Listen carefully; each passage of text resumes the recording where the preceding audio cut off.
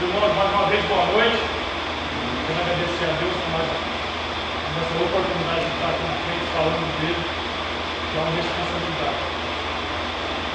Quero agradecer também os irmãos que hoje vieram a nossa esposa para ajudar nesta luta. As palavras do irmão Renivaldo não foram essas. Quando o homem se dispõe a fazer o que ele faz. Eu quero agradecer a Deus por causa disso. Ele trouxe os irmãos e cada um fez de boa vontade. Hoje o corpo se movimentou. Eu quero agradecer a Deus por isso.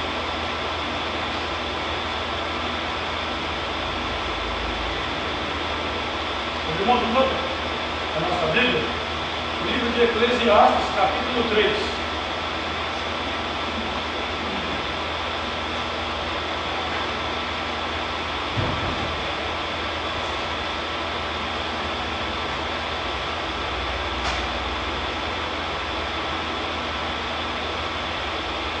Eclesiastes capítulo 3, do versículo 1 ao versículo 8. Vamos à leitura. Versículo 1. Tudo tem o seu tempo determinado e há tempo para todo o propósito mais do céu. Há tempo de nascer e tempo de morrer. Tempo de plantar e tempo de arrancar o que se for. Tempo de matar e tempo de curar. Tempo de derrubar, tempo de edificar. Tempo de chorar, tempo de rir. Tempo de prantear e tempo de saltar de alegria. Tempo de espalhar pedras e tempo de ajuntar pedras. Tempo de abraçar e tempo de afastar-se e abraçar. Tempo de buscar e tempo de perder. Tempo de guardar e tempo de deitar fora. Tempo de rasgar e tempo de coser. Tempo de estar calado e tempo de falar. Tempo de amar e tempo de aborrecer. Tempo de guerra e tempo de paz. Irmão Léo, você ajuda a Deus na oração. Pai, a gente tem que ouvir mais uma vez, abençoe música de Deus, nos transmitisse de Deus, sobre ele, em nome do Senhor Jesus, ore essa pessoa que precisa, falamos com Deus, vive no nosso momento, e falamos com o Senhor, que o Senhor vai falar, em nome do Senhor Jesus, e ore a Deus. Irmãos, esse texto aqui é um texto muito conhecido, onde a palavra tempo aparece várias vezes. Então, ela é a mais importante nesse texto. Só que não deixa de ser um texto bem profundo para nós, que é para nosso ensino. Aqui o tempo trata dos assuntos cotidianos nossos.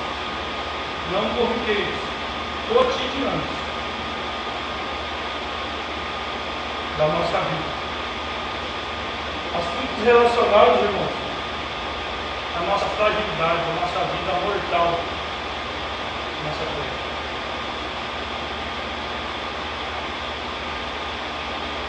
E assuntos que nos mostram que nós somos mortais, Deus eterno. Por quê? Porque Ele é um Deus soberano, Ele é um Deus eterno, Ele é o bom e tudo. Até o capítulo 20. Somos limitados, porque nós vamos ver aqui no versículo 11, que nós somos limitados. Deus é um ser ilimitado. Vamos ver o porquê que Ele colocou essa limitação em nós. Está escrito no versículo 14. O texto relata ainda, irmãos,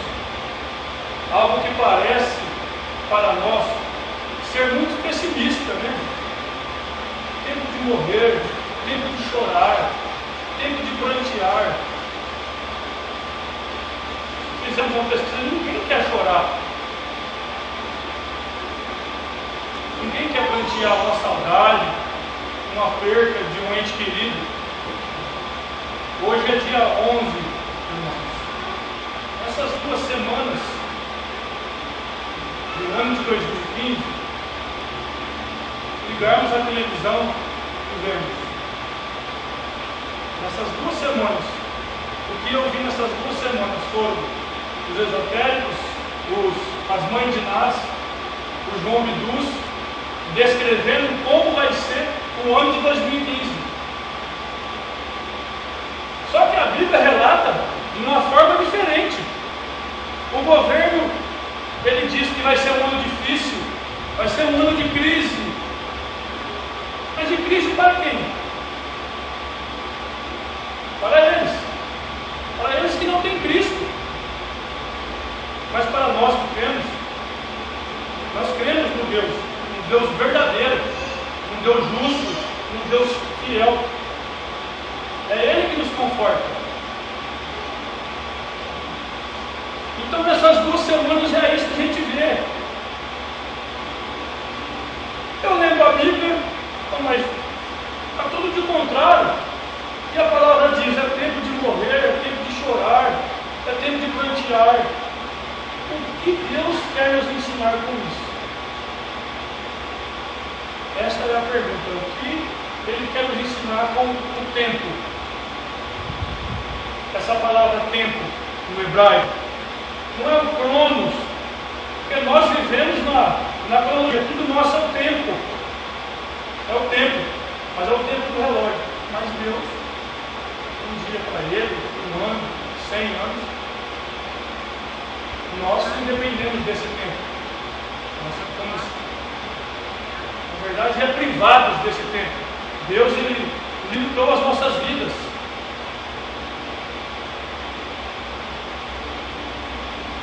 No capítulo 3, irmãos,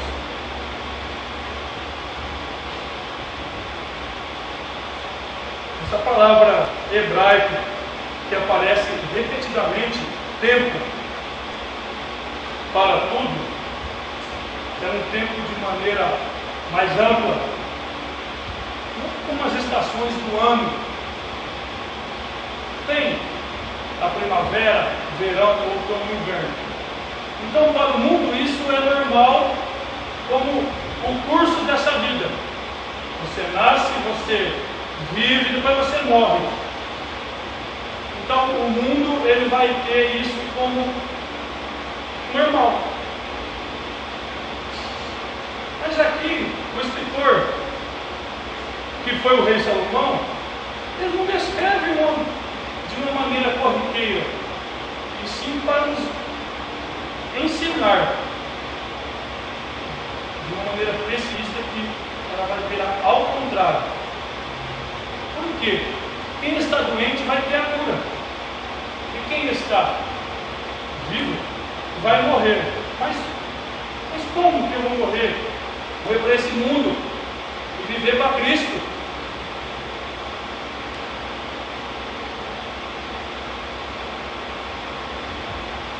Aqui também se relata, irmãos, que Deus é o dono do tempo, de tudo que vivemos no tempo cronológico. Vou citar um exemplo para os irmãos. É normal hoje, quando ouvimos alguma música, nossa adolescência, ou até os dias de hoje, é normal a gente se perder no tempo, lembrando algumas lembranças boas, outras não tão boas. Nós se perdemos mesmo. É normal também.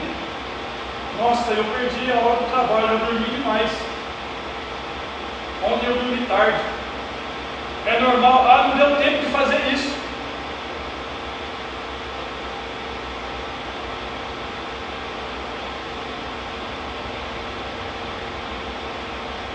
Então a pessoa perde a noção do tempo.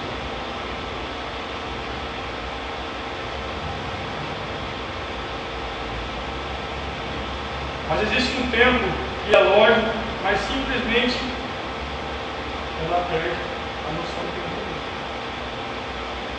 Então podemos pensar assim, irmãos, será que esse tempo é uma questão de consciência? E se a pessoa está dormindo? Ela não sabe. Ela vai acordar, se ela colocar o celular ou o despertador, ela vai acordar naquela hora, mas se ela não colocar, ela não sabe que horas que ela vai acordar. Se a pessoa está em coma, muito tempo. Se a pessoa desmaia, ela acorda. Ela já se perdeu. O que ela quer? Corrigir o quê? Perdeu a noção do tempo.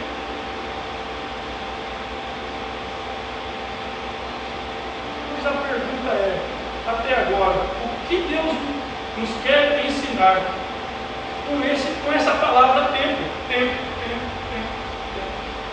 E repetidas vezes. Ele quer nos ensinar, irmãos, sobre a eternidade da nossa vida, naquele que crê em Cristo, naquele que tem a esperança que Ele volte e nos leve. Porque lá não vai ter, lá no tempo, nós vamos ser eternos junto com Ele. Aqui na terra nós temos um tempo. O nosso dia vai chegar. Nosso dia de morrer vai chegar. Nosso dia de ficar enfermo, infelizmente, mas vai chegar. E o texto, ele traz essa questão. Mas nós não podemos entender isso, a eternidade. Mas sim, imaginar, mas entender. Por quê? Porque nós somos limitados. Nós só vamos entender quando estivermos junto com Ele, lá na glória. Aí poderemos perguntar para Ele: por que o Senhor fez aquilo? Por que o Senhor fez aquilo, Senhor? Tudo baixo do céu existe um propósito. Às vezes nós nos perguntamos o porquê disso. O porquê que a empresa nos manda embora, e eu tenho que mudar de cidade. Nós não entendemos. Mas um dia entenderemos todas as coisas, todas as nossas dúvidas.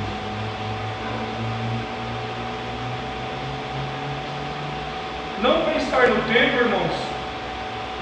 Vamos pensar no passado, no presente e no futuro, como nos dias de hoje. A gente mede o nosso tempo a partir de hoje, não é? É a partir de hoje. Se amanhã nós temos que levantar cedo, então amanhã eu tenho que levantar cedo. É a partir de hoje, porque o ontem já passou. O ontem já é passado. O texto nos leva ao eterno.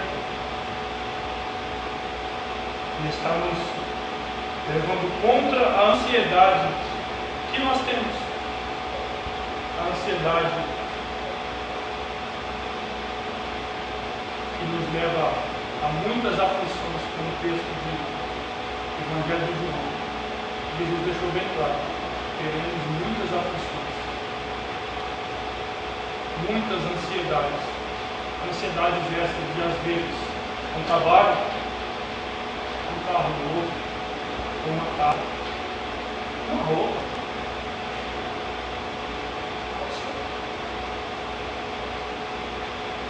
Por isso, irmãos, que o sucesso e o fracasso são dois impostores.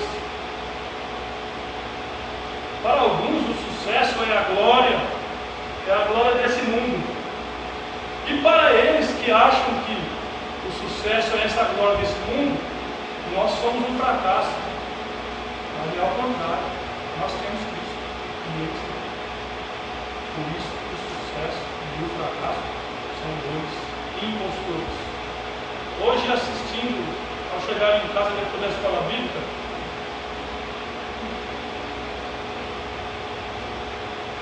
estava passando uma reportagem sobre a mulher que ela quer chegar no Guinness Book ser a Mulher Maravilha desse mundo. Ela quer escalar o Monte Aconcagua. Ela quer chegar no fim do mundo. Ela quer agora. O mesmo livro de Eclesiastes diz que isso é correr atrás do tempo. Vaidade, fadiga. É um tempo que ela está usando o tempo dela assim, mas não para com ele. Para si próprio. Triste.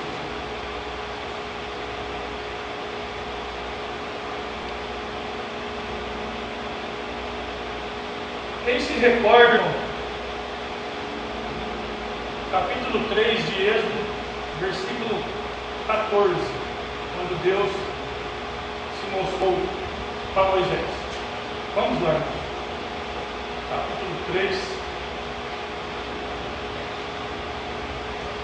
versículo 14.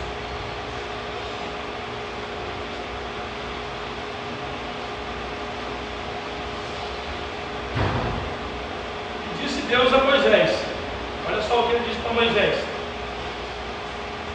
eu sou o que sou. Só até aí. Eu sou o que sou. O que ele quis dizer aqui para Moisés, irmãos? Só existe um que pode se dizer isso: eu sou o que sou. E é Deus. Simplesmente ele diz: eu sou o que sou. Ou seja, um Deus onipotente, um Deus onisciente, um Deus onipresente, um Deus eterno, um Deus soberano.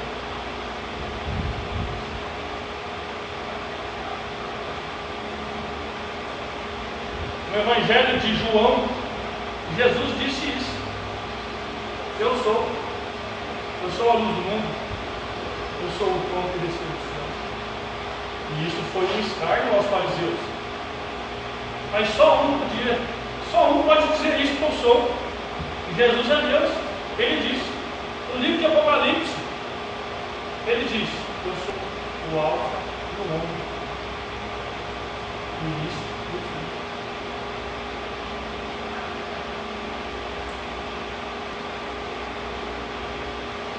Essa é a essência do capítulo 3 de Eclesiastes.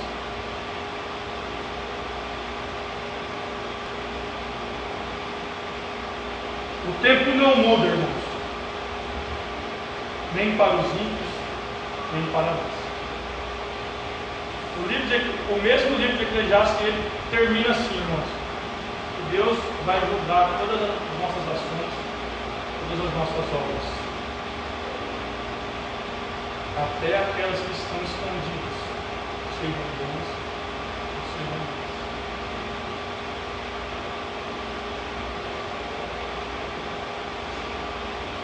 Vamos ver o versículo 1 do capítulo 3 novamente.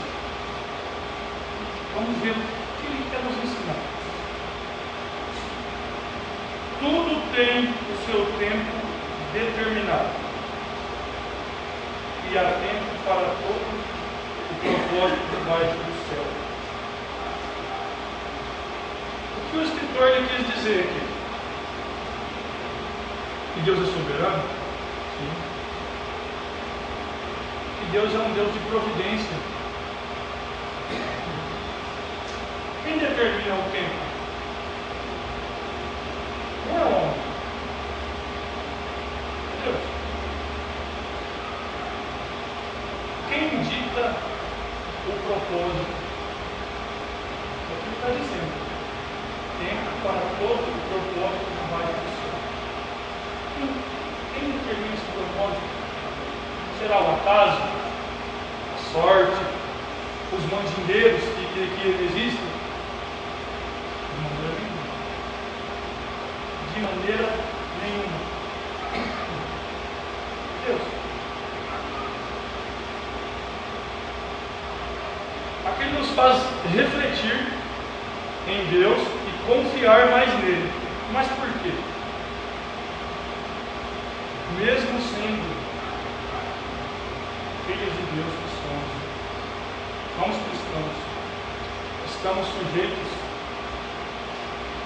às aflições desse mundo, às variações, ficamos doentes, ficamos tristes, ficamos nervosos. Quando lemos a palavra, ela nos combate para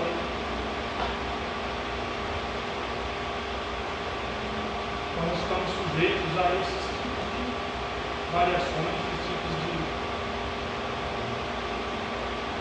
tempestades.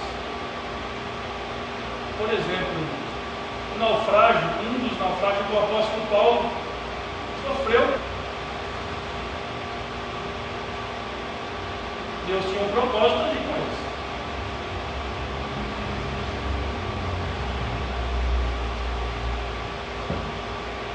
Com o profeta Jonas, também tinha um propósito com Deus.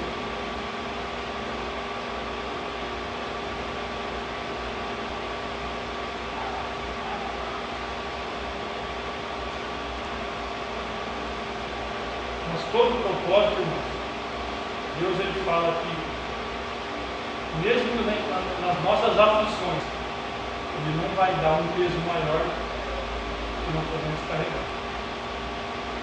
Ele já vai dar a providência.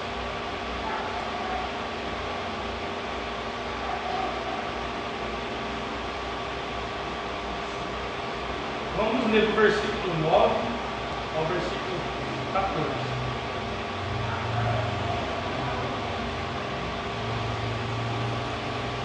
Proveito tem o trabalhador naquilo com que se afadiga. Viu o trabalho que Deus impôs aos filhos dos homens, para com ele os afligir. Tudo fez formoso no seu devido tempo. Também pôs a eternidade no coração do homem, sem que esse possa descobrir as obras que Deus fez desde o princípio até o fim. Sei que nada há melhor para o homem do que se regozijar-se e levar a vida regalada. E também que é dom de Deus, que possa o homem comer, beber e desfrutar o bem de todo o seu trabalho. Versículo 14. Sei tudo quanto Deus faz durará eternamente. Nada se lhe pode acrescentar e nada lhe pode tirar. E isto faz Deus para que os homens temam diante dele. Deus está dizendo aqui para nós, irmãos, Deus pôs o tempo e o trabalho. Mas qual o trabalho? Nosso trabalho formal, que temos que levantar todos os dias para o nosso pão de cada dia. É esse também, porque o texto diz. O texto diz.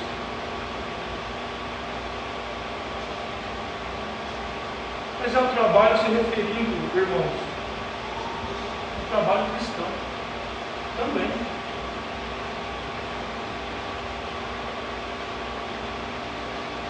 O que você está fazendo com os seus talentos, com os seus dons que Deus te deu? Ou seja, que Deus te presenteou. O que você está fazendo? O que nós estamos fazendo?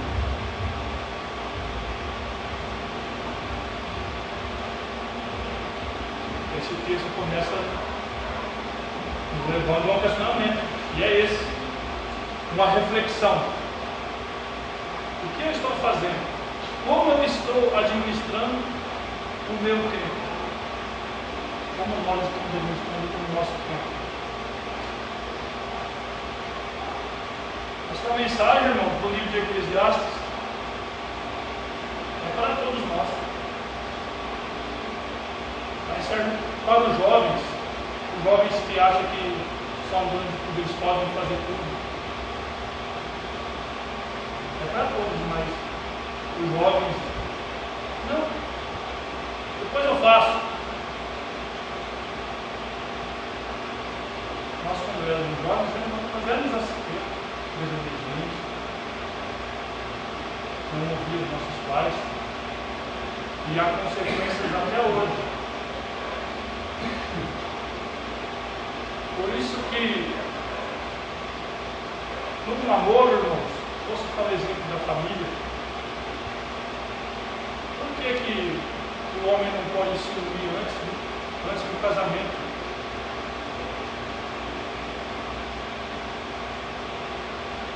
Porque tudo tem um tempo. Tem um tempo do namoro, tem um tempo do noivado, e tem um tempo do casamento. É necessário isso. É necessário. E tem um propósito. Porque se ele se unir antes, se ele atropelar esses períodos que ele tem que passar, as consequências vão vir. E tem consequências de dura na vida inteira.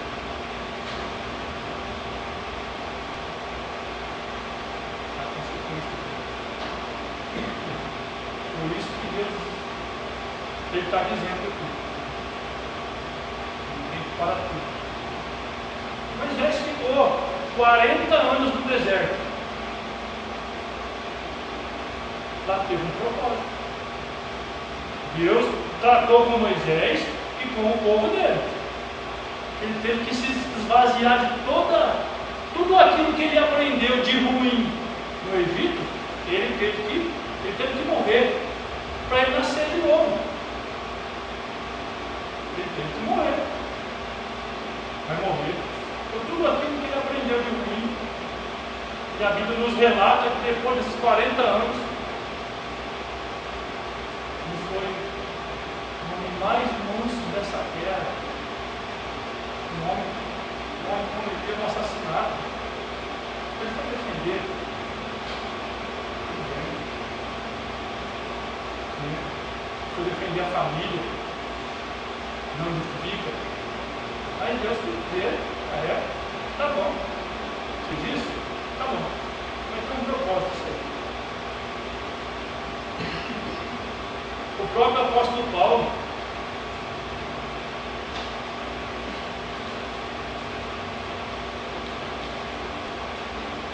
administre, irmãos, bem o seu tempo,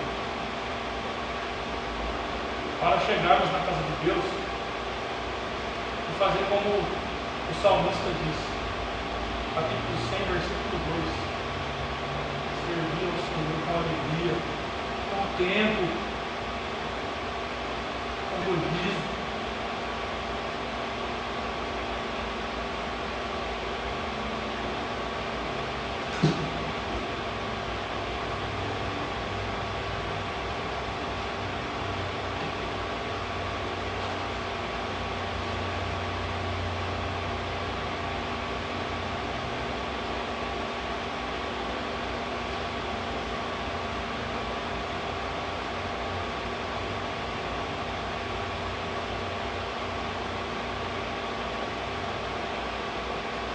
Irmãos, nessa questão de administrar o nosso tempo, é uma questão meio difícil de falar, né? Porque nós temos muitos afazeres, filhos, esposo, maridos. Nós temos o trabalho de casa, além do formal. É difícil, né? Mas não é impossível isso. Não é impossível, porque nós colocamos Deus em primeiro lugar de nossas vidas, todas as outras coisas. A Bíblia nos diz, certo? Está vindo primeiro. Então, Evangelho de Mateus, capítulo 6, versículo 33. Busca o reino primeiro, busca a Deus primeiro. O resto, ele tem que ser o primeiro. Porque depois você, o dia do julgamento, o dia que o capítulo de Eclesiastes no final dele, que ele diz que Deus vai nos julgar, ele vai perguntar: por que você não fez aquilo? Por que você não administrou o seu tempo? Ele não vai ter que falar assim: porque eu não. Você sabe.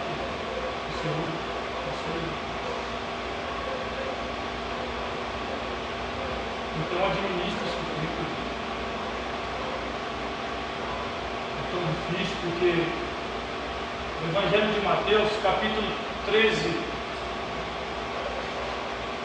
versículo 22, vamos lá. Evangelho de Mateus, capítulo 13, versículo 22. A Bíblia nos diz: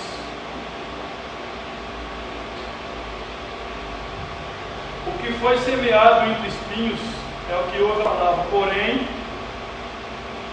os cuidados do mundo e a fascinação das riquezas sufocam a palavra e fica infrutífera. Meus irmãos, não é só o fascínio da riqueza que nos sufoca, não, é este mundo mesmo. É este mundo mesmo. É a televisão, é a internet, é tudo aquilo que toma o tempo de Deus. É tudo, é tudo.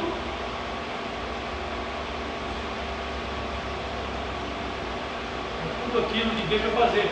Primeiro de lá, depois ao tempo. Depois.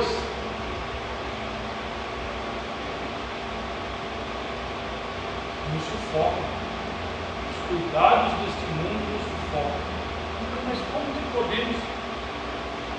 Aquela palavra está nos dizendo que nos sufocam mesmo, que nós vamos ter aflições. Como nós podemos? Ela está nos ensinando a nos confiar mais em Deus,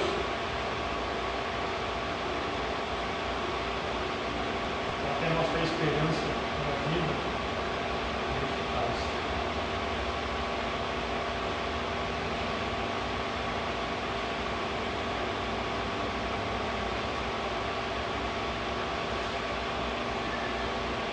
Mesmo capítulo de Eclesiastes, capítulo 2, vamos falar de um personagem agora. Ele usou o tempo dele, mas não para com Deus. Antônio Hermínio de Moraes morreu no ano passado. Foi considerado na época um dos homens mais ricos do Brasil e até do mundo.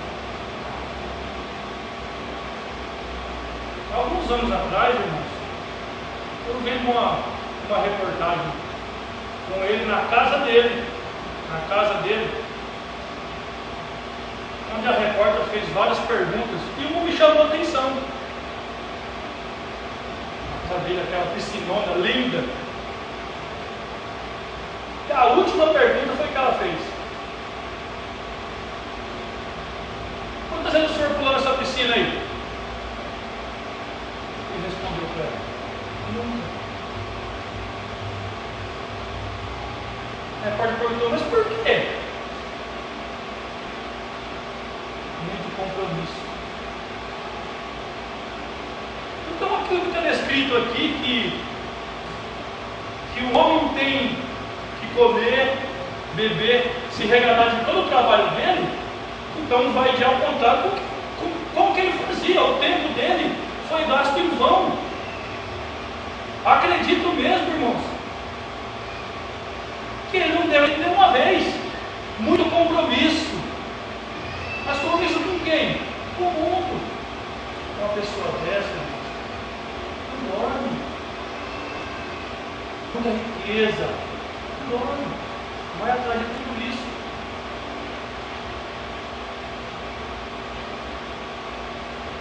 Perdeu seu tempo. Dentre vários. Perdeu seu tempo. Olha mais uma vez a palavrinha tempo. Perdeu o tempo dele.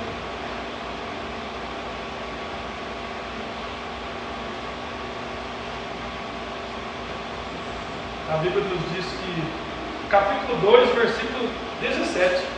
Vamos ler esse versículo. Capítulo 2 de Eclesiastes.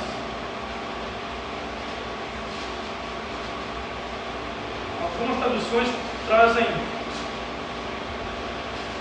o versículo correr atrás do vento, uma outra palavra. Capítulo 2, versículo 17. Pelo que aborreci a vida pois me foi penosa a obra que se faz debaixo do sol. Sim, tudo é vaidade e correr atrás do vento. Foi isso que ele fez. E esse podia falar, era Salomão. Adquiriu riquezas, sabedoria que Deus deu para ele. Mas diz que no final da vida dele, tudo que ele fez, ele não aproveitou o tempo dele. Ele não aproveitou aquilo que Deus deu para ele. O talento que Deus deu para ele. Ele aproveitou com mais de 1000 mulheres, riquezas, fazendas, negócios com os homens desse mundo.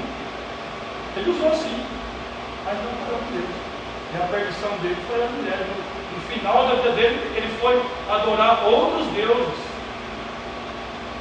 Ele usou muito bem o tempo dele, né? Muito bem. Mas a mente ele deixou essas palavras, que é para nos ensinar, para nos deixar bem avisado. Não faça o que eu fiz. Administre o seu tempo para a boa obra na casa de Deus. Para o próximo.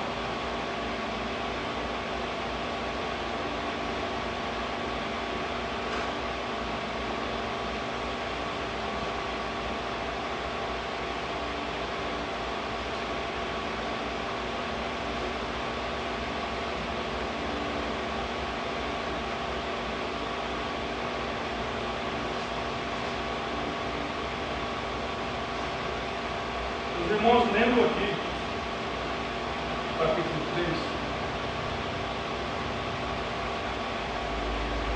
no final do versículo 14, é descrito o porquê que nós somos limitados, o porquê que o homem, ele quer adquirir a glória, ele quer adquirir as alturas desse mundo.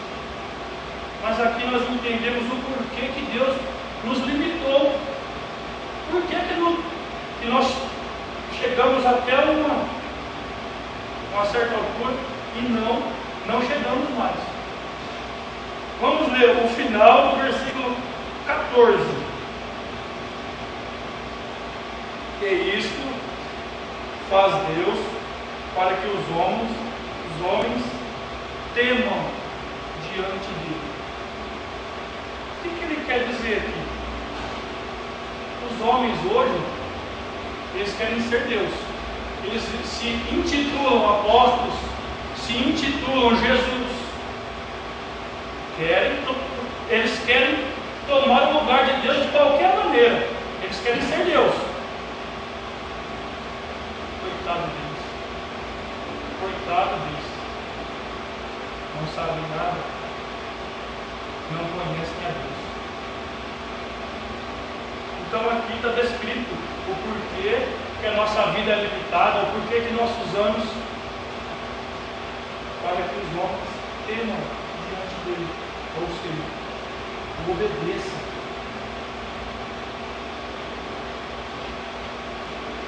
O temor do Senhor é o princípio da sabedoria.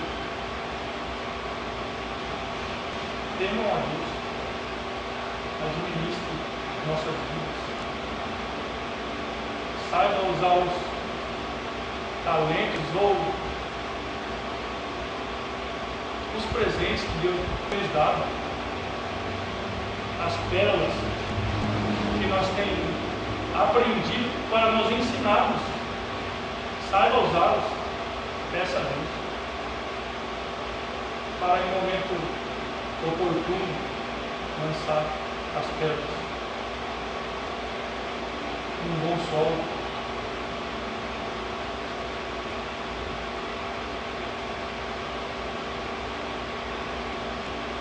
Tempo para todo o propósito. Para alguns, nesse ano que está se iniciando, é ano de perdas, ano de choros. Mas saiba de alguma coisa. Tudo tem o seu propósito. Amém?